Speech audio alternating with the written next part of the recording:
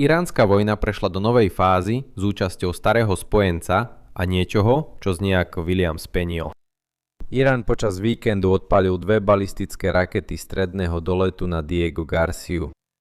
To, že by Irán zaútočil na základňu uprostred vojny, nie je prekvapujúce.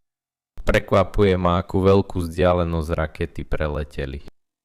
Možno ste vzdialenosť odhadli, keďže zábery nevyzerajú ako z oblasti Perského zálivu. Prekvapujúce je, že Diego Garcia je britská základňa a Spojené kráľovstvo doteraz nechcelo v tejto vojne hrať významnú úlohu. Po útoku Spojené kráľovstvo povolilo USA využiť svoje základne na opätovné otvorenie Hormuzského prielivu. Tento vývoj presahuje hranice Perského zálivu či Indického oceánu a môže ovplyvniť aj miesta ako Brusel. V dnešnom videu si vysvetlíme, čo sa stalo pri iránskom útoku na Diego Garciu.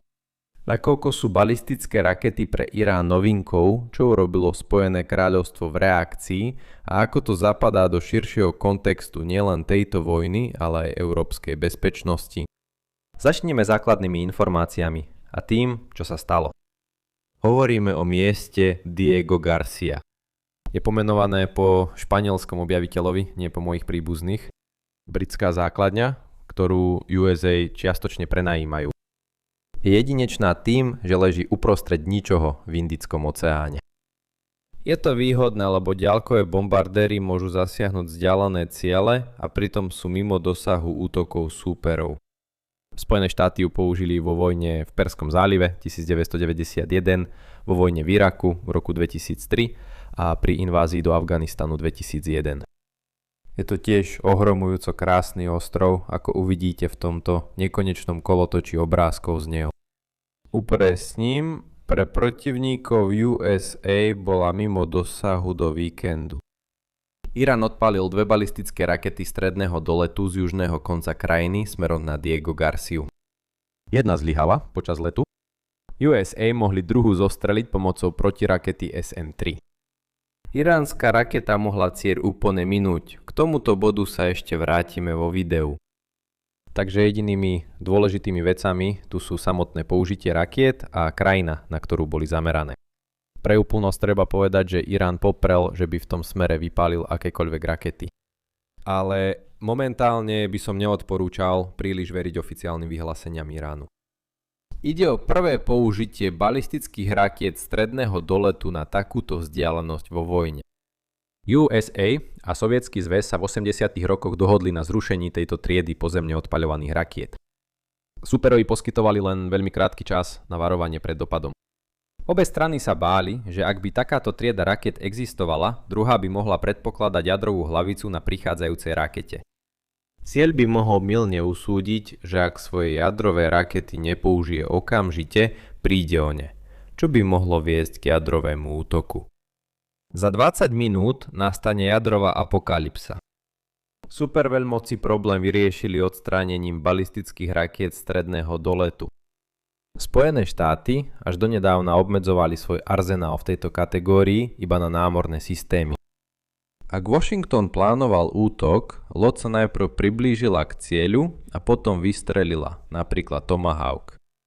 Tento krok Iránu je historicky jedinečný, aj keď zostup Číny a podvádzanie Ruska viedli k zrušeniu zmluvy. Preto ich čoskoro uvidíme častejšie. K našej téme politická reakcia na krok Iránu bola zaujímavá. Začnem pri Iráne a preverím, či klamal o svojom raketovom programe. Irán predtým uviedol, že obmedzí dolet svojich rakiet na 2000 km, čo je asi polovica doletu ukázaného pri Diego Garcia. Zdalo sa, že cieľom bolo ohroziť Izrael a upokojiť Európu, že sa netreba zameriavať na iránske snahy o hromadenie zásob. Obmedzenie nebolo v zmluvných povinnostiach. Teherán viedol skôr pragmatickú politiku. Všetko sa zmenilo v júni 2025 po útoku Izraela a údere USA na iránske jadrové zariadenia. Ajatolláh neskôr zrušil svoje obmedzenie. K tomuto argumentu musím pridať niekoľko významných výhrad. Nový dosah iránskych rakiet nevznikol z ničoho nič a tvrdiť, že ho spôsobili 2 vojny je prehnané. V menšom meradle je dosah rakiet funkciou ich nákladu. Ak máte raketu s dosahom 2000 km a 1000 kg hlavicou, v skutočnosti by mohla doletieť 2800 km, ale hlavica jej dosah znižuje o 800 km. Musíte nájsť kompromis medzi silou a vzdialenosťou. Irán založil vesmírnu agentúru v roku 2004. O 5 rokov neskôr mal Irán svoj prvý satelit na obežnej dráhe. Vesmírne programy sú v podstate programy medzikontinentálnych balistických rakiet s pár ďalšími krokmi. Preto NASA počas vrcholu studenej vojny minula vyše 4% federálneho rozpočtu. A ja milujem vedu. Teším sa, keď sa ľudia vrátia na mesiac a rád by som žil dosť dlho na to, aby som videl, ako ľudia vstúpia na Mars. Šialený rozpočet NASA bol pozitívnym dôsledkom vojenskej konkurencie. Ak rakete, ktorá letí do vesmíru, nahradíš náklad hlavicou schopnou prežiť návrat do atmosféry, gratulujem. Máš zbraň s veľkým dosahom. Nechcem tvrdiť, že Irán bol len pár krokov od získania bomby schopnej doletu 4000 km. Predstava, že politické obmedzenia Iránu určovali aj jeho vojnové obmedzenia, je fantastická. Irán vždy mohol zaútočiť na takú vzdialenosť, ak by chcel. Možno by stačilo pár telefonátov inžinierom. Či chcete povedať, že Irán o situácii klamal, je na vás. Výsledok neprekvapí ľudí z technickej oblasti. A ako širší politický bod, zvyčajne nie je dobrý nápad zakladať významné politické rozhodnutia na tom, či je niekto úprimný v situácii, kde systém motivácií odmeňuje zahmlievanie. Krátko po útoku na Diego Garcia Spojené kráľovstvo oznámilo, že USA môžu využiť britské základne na operácie pre otvorenie Hormuzského prielivu. Predtým boli britské základne k dispozícii len na obranné účely, napríklad na umiestnenie systémov Patriot na zostrelenie prichádzajúcich nepriateľských rakiet. Ťažko povedať, či to bola priama reakcia na útok na Diego Garcia. O tomto sa na Downing Street číslo 10 diskutovalo už skôr. Irán mohol vystreliť varovné výstrely, aby odradil Starmera od zmeny postoja. Ale teraz to urobil a tu sme. Alebo možno Irán plánoval konkrétne zasiahnuť americké ciele na základni, čo sa však vzhľadom na nepresnosť rakiet zdá nepraktické. Nemyslím, že by Westminster ten rozdiel ocenil. Tým nechcem naznačiť, že by Spojené kráľovstvo bolo z toho nadšené. Minulý týždeň som spomenul, že Spojené štáty v podstate preniesli väčšinu ekonomických nákladov vojny na iné krajiny. Áno, ceny benzínu v USA vzrástli. Ale USA spotrebujú len asi 19% svetovej ropy. Zvyšných 81% prípada na ostatných. Spomenul som aj, že to nevyhnutne zapojí spojencov USA a partnerov do konfliktu. Ako sa dalo očakávať, objavilo sa množstvo komentárov, že Európa by nikdy nič také neurobila, pretože Spojené štáty vytvorili tento chaos, takže Spojené štáty by ho mali aj upratať. Ale takto svet nefunguje. Džina už späť do fľaše nedostanete.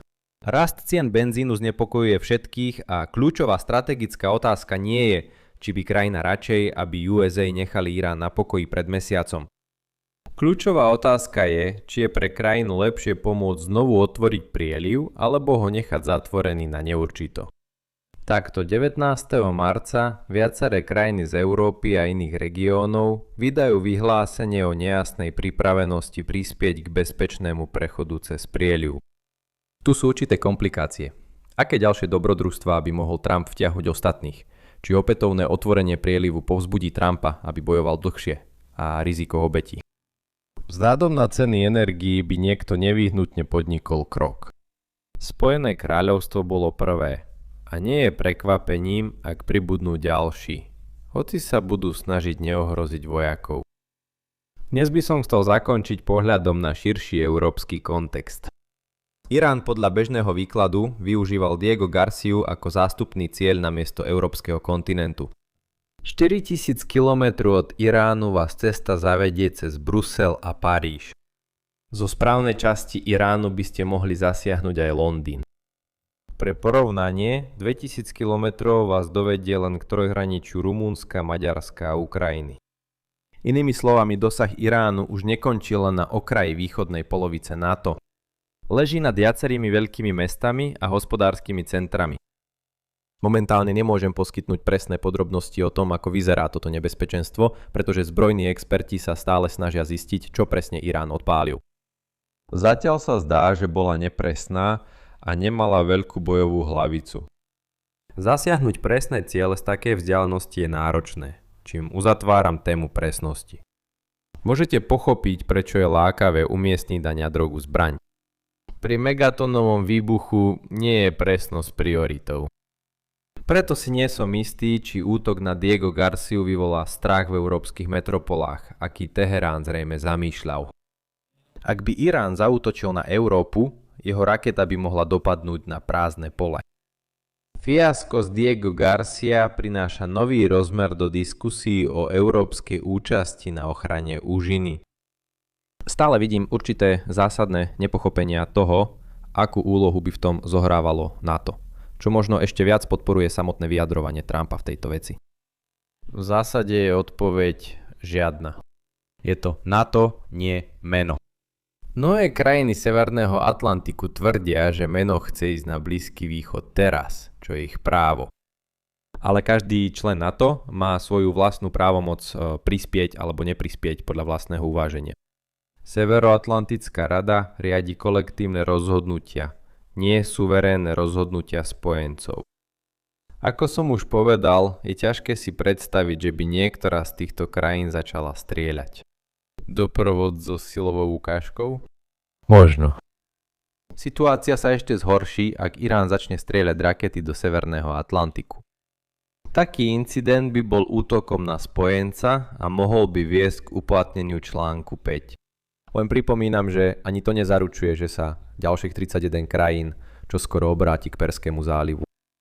Text zmluvy ukladá spojencom povinnosť pomôcť napadnutej krajine krokmi, ktoré považujú za potrebné na obnovenie bezpečnosti v Severnom Atlantiku. Napríklad by to mohol byť obmedzený úder na miesto odpalu tých rakiet. Rýchlo dnu, rýchlo von. To napĺňa vzájomné očakávanie pomoci, na ktorom je NATO založené, a zároveň sa snaží obmedziť efekt zatiahnutia do konfliktu. Zmyslom článku 5 je najmä odradiť od útoku, čo nepriamo dáva spojencom viac priestoru na donúcovacie aktivity mimo NATO. Ale nie je žiadna záruka, že Irán túto príležitosť nevyužije. Už prekročil nebezpečné hranice odpálením rakiet na Turecko a incidentom s dronom na Cypre. Diego Garcia je najnovším problémom v turbulentnej vojne a v budúcnosti hrozí ešte väčšia nestabilita. Ak sa chcete dozvedieť viac o tom, čo sa deje na Blízkom východe, pozrite si môj zoznam videí na túto tému. Je plný zábavy, no možno nie zábavy, skôr plný nezábavných, ale nie zbytočných, nie veľmi potrebných informácií. Hej, buďte ku mne zhovievaví. Už 24 dní po sebe robím videá. Ak sa vám dnešné video páčilo, dajte like, zdieľajte a prihláste sa na odber. Uvidíme sa na budúce. Majte sa.